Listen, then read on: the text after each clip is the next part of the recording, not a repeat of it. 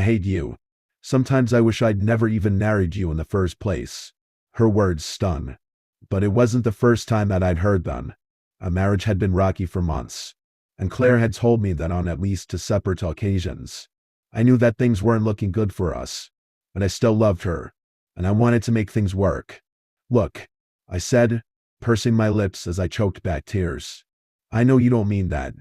Yeah, things have been turbulent between us lately, but that doesn't mean I've stopped caring about you." I glanced up, trying to meet her gaze, but she turned away the second I did. "Yeah, well, I have. I'm sorry, Jason, and I just don't love you anymore. I've known for a while. I couldn't bring myself to tell you that until now." I stared at her, stunned. She sounded so confident, so sure. I knew then that she really had thought long and hard about what she was going to say to me. This wasn't just some angry outburst. There was no going back from this. I stumbled backward, falling onto the couch. I stayed there, eyes glued to the floor. In that moment, I didn't feel sad or angry or bitter. Just numb. My whole world was crashing down, and I was powerless to stop it. "I want a divorce," Claire said, dropping a stack of papers onto the couch cushion beside me. "I'm sorry that it has to be like this. Jason, I really am. You're a great guy, and you deserve someone who truly cares about you. But that person isn't me." And with that, she left me all alone. I can't even begin to describe the amount of anguish that I felt. The woman that I loved more than anything apparently didn't care about me at all. It was a soul-crushing kind of torment that I wouldn't wish upon anyone. I was an absolute wreck for months, but I didn't let that deter me. I wanted to save my marriage, to tell Claire that I'd do better, to show her that I'd do better, and over the next couple of weeks, I tried my best. I bought her flowers and gift cards to all her favorite places. I cooked expensive meals for her. I shouldered the entire load of the housework. But in my efforts, I failed to realize one crucial concept: it can't buy someone's love. After 2 months of fruitless displays of affection, it was clear that the divorce was still moving forward. By then, I had thrown in the towel. There was no point in trying anymore if I was going to be shot down without further consideration. Claire told me that she was moving back in with her parents after the divorce was finalized. I had inherited our home at a fairly young age. My mom was killed by a drunk driver when I was 19, and my dad passed a few years later from an overdose. Without Claire, the house felt so empty. I didn't understand it when it happened, but the first night without her, I cried. All the emotions that I'd been forcing down rocketed to the surface all at once, and I couldn't contain them any longer. Though I was a 34-year-old man, I bawled like a newborn baby. The pain I felt that night was more intense than anything I'd ever experienced before. It was a raw, emotional kind of agony, the kind that I hadn't felt since Claire had hit me with the news. I'm not proud to admit that I gave into my demons that night. I slumped to my bedroom closet, an internal war raging within me. Part of me knew that I'd reach that point eventually, and I was just keeping it together for Claire. On the other hand, another part of me was ashamed. I'd made a promise to myself, but none of that mattered anymore. I needed something strong to take the pain away, and I had just the stuff. So I rummaged through my closet, tossing aside wrinkled clothes and shoe boxes until I found what I'd been searching for: the bottle of pain pills that I'd held onto after a minor surgery. I took a deep breath. The longer I stood there, staring at that little orange bottle, the clearer my decision became. I was really going through with it. I popped the lid, dumping the contents of the container into my palm. I was expecting to find a white tablet sitting in my hand, but instead, I was greeted by a scrunched up, torn piece of loose-leaf paper. My heart fluttered. Had Claire found my stash? Was that why she'd left? My eyes grew wide as I unfolded the page and began to read. "Jay, I'm sorry. Please believe me when I say that I still love you more than anything. I'm writing this because they're watching. There's cameras all over the house. Don't let on that you know. Come to our EBACTED. That's where I'll be. Don't look up how to get there. They have access to your phone. Love, Claire." My heart nearly exploded out of my chest with elation. I couldn't believe my eyes. There it was. Clear as day, Claire did love me. But then, a sudden wave of dread blanketed that initial burst of joy. I was being watched. I had so many questions. Who had installed the cameras? Where were they? How did they get into my house? And most importantly, what did they want with me and Claire? My mind raced with possibilities. My head grew hazy, and I felt weak. I trudged out of the closet and sat on the edge of the bed. Though I was woozy, I knew that I had to pull myself together. Claire had left me an address. Once that thought crossed my mind, I was filled with a newfound ambition. I was going to get my wife back, no matter the cost.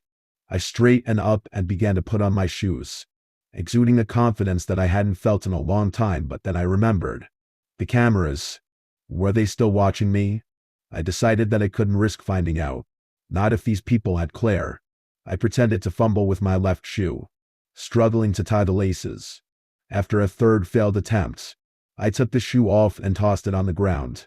I kicked the other one across the room, and forced out a tear, burying my face in my pillow. As I feigned sobs, I racked my brain for a tentative plan, and then it came to me.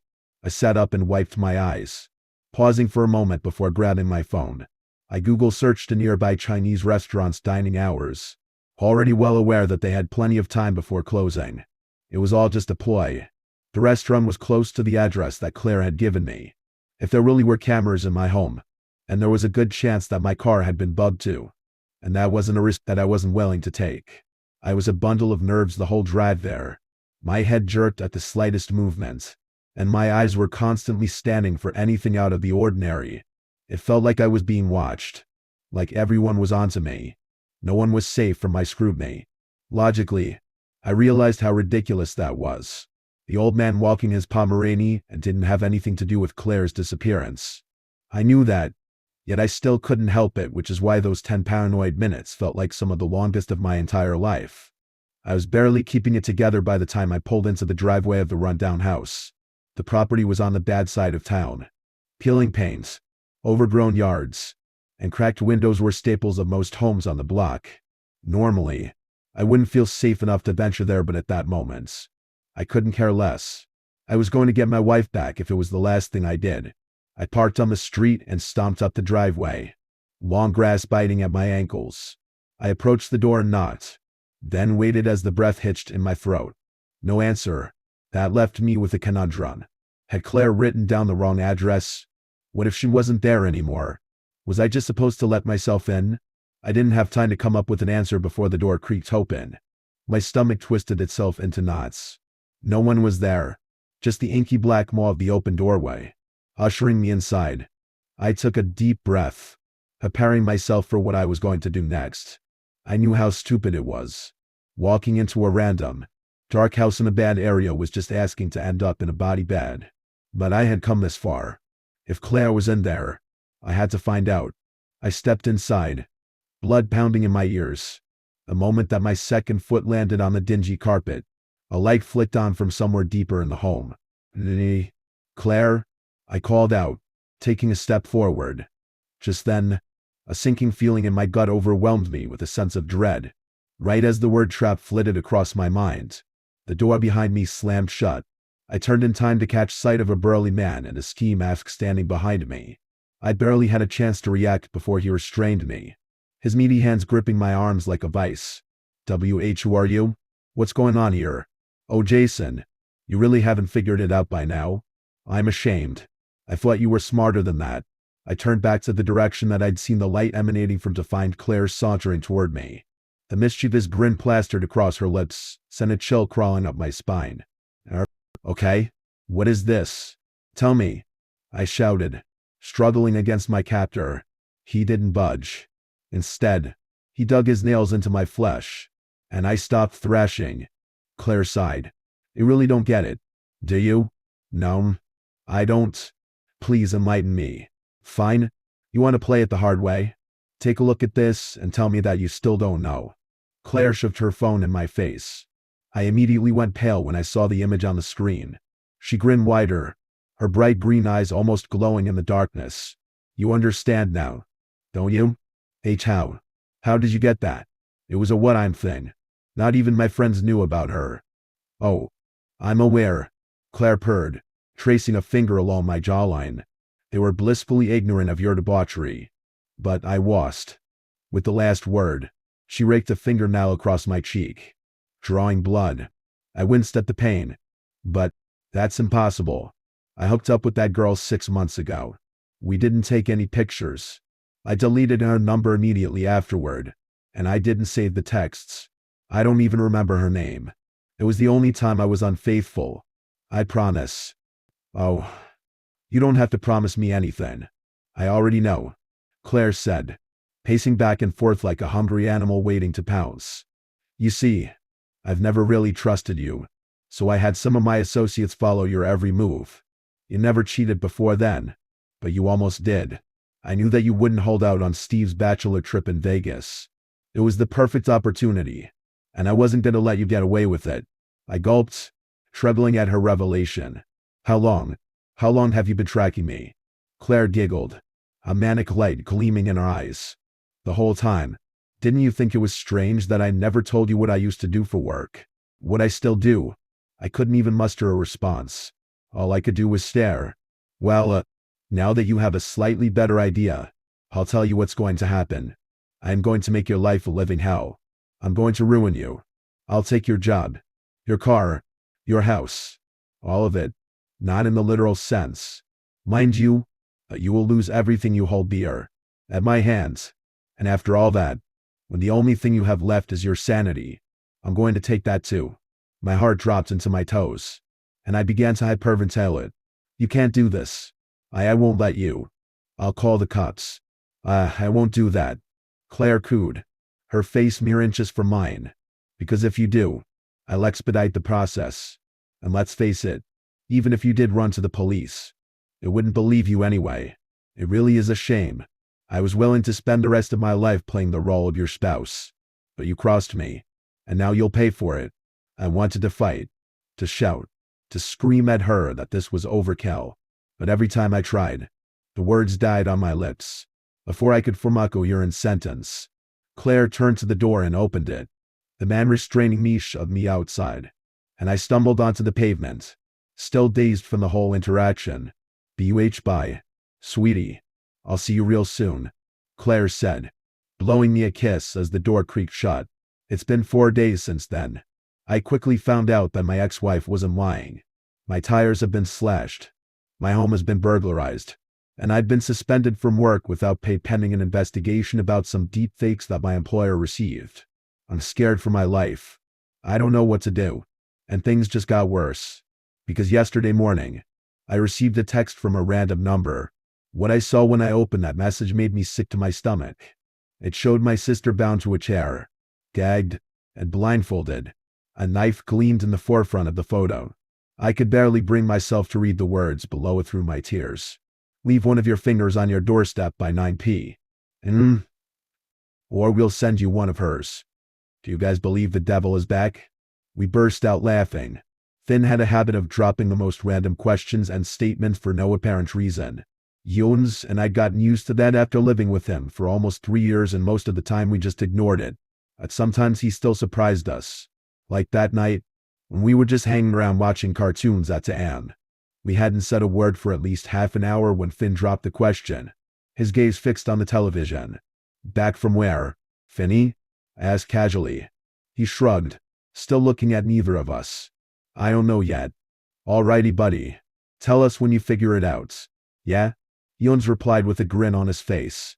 Finn scratched his head, almost white strands of hair falling over his forehead, completely in contrast with his dark eyebrows.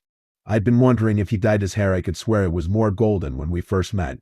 But like everything else with Finn, it was a mystery. In that way, he was the complete opposite of Jones, who wore his heart on his sleeve.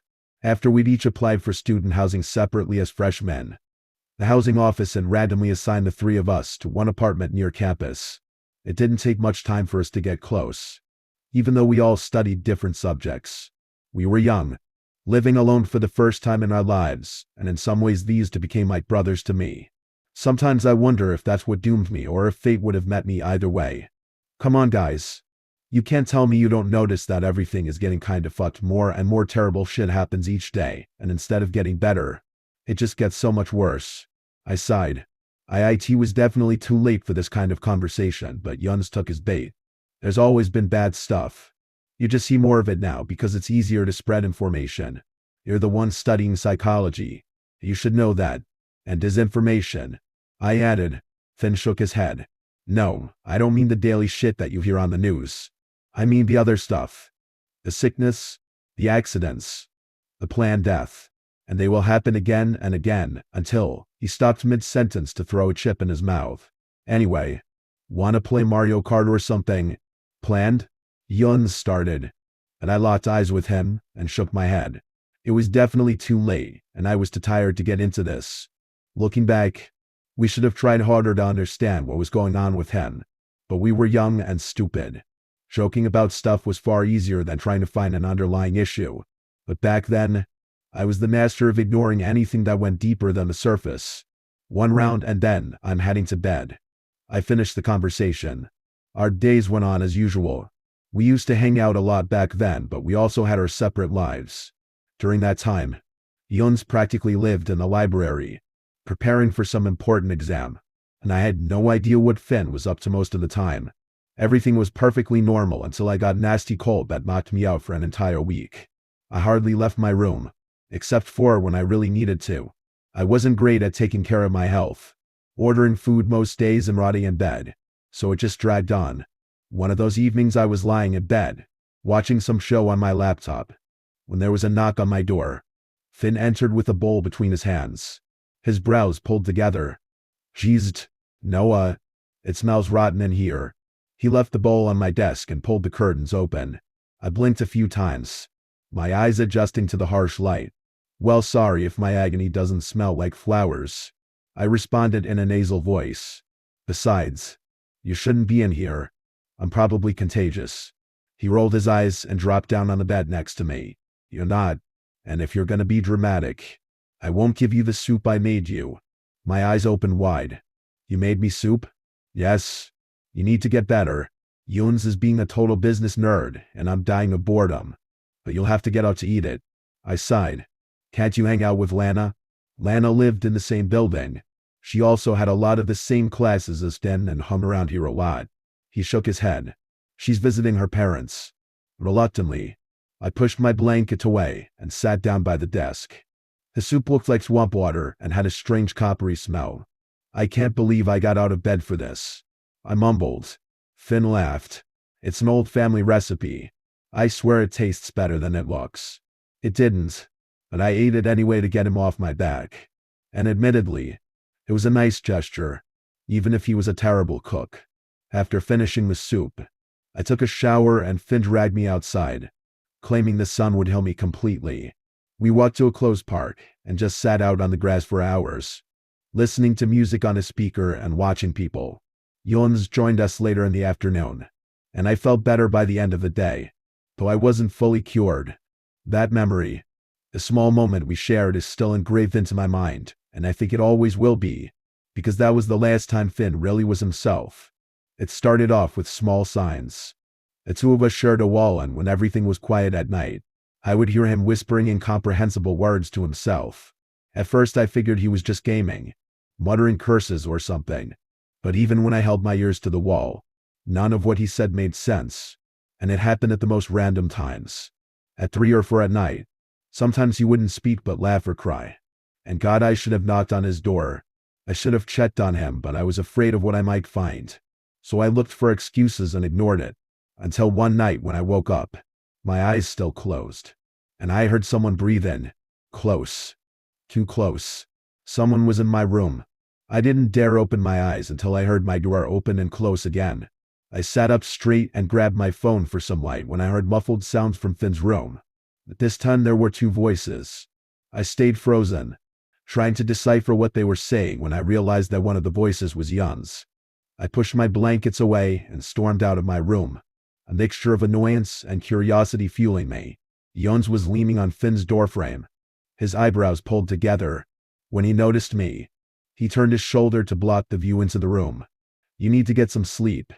Man, let's finish this tomorrow. Before I could say a word, he closed the door and gestured to me to follow. It was all very strange, but something kept me quiet as I swiftly followed him to his room. Something's up with him, Yums finally said in a hushed voice, his expression wary. What just happened? I asked. Yun sighed. I was just in the kitchen to get some water when I noticed him slipping out of your room. I wouldn't have thought much about it, but he did the same thing to me last night. He opened my door in the middle of the night and just stood there, watching me. I was only half awake, so the next morning I thought it was a dream until I just saw him coming out of your room, so I went to confront him. A knot formed in my stomach. I'd never seen Yun so serious. And? I asked. He said he just wanted to make sure we were okay. That he was worried about us. About us? He nodded. He wasn't making much sense, but I saw his face. He actually looked worried. Did he also explain the whispering? What whispering? I think he talks to himself at night, but I can't really hear what he says. Something's really off, man. He nodded. I have to leave for an excursion tomorrow around noon, but let's talk in the morning. The three of us. That talk never happened. When I woke up the next day, I was feeling worse again. I had a terrible migraine that I can only describe as 1,000 worms slithering their way across my brain. My throat was scratchy and dry, and something in my mouth felt wrong. Like there were lumps on my mouth. With heavy limbs, I pushed myself out of bed and dragged my legs to the bathroom. I hardly recognized myself in the mirror. My eyes were bloodshot. Dark circles had formed underneath them. My usually tan skin seemed to have lost 2 shades of color. Even my hair seemed darker. But none of that compared to what I felt inside my mouth. I pulled my tongue out and almost threw up at the sight of it. Tiny black craters had formed all over it. I'd never seen anything like it before. I rinsed my mouth at least 10 times, but nothing changed. My mind was reeling. My vision became blurry, and I thought I'd pass out any sec, and when suddenly an arm grabbed mine and pulled me out of the bathroom. You'll be okay. You'll be okay. A voice whispered. Finn? I croaked out, my fears suddenly expanding even more. I wasn't even sure where I was anymore or what was happening. But I was suddenly lying somewhere, and his hands moved all over my face. He pulled my mouth open and poured in a bitter liquid. My eyes became heavy and everything turned dark. When I came back to myself, it was already getting dark outside. I was alone, lying on the sofa in the living room. My first instinct was to touch my tongue, and to my relief it felt smooth again. But that relief didn't stay for long.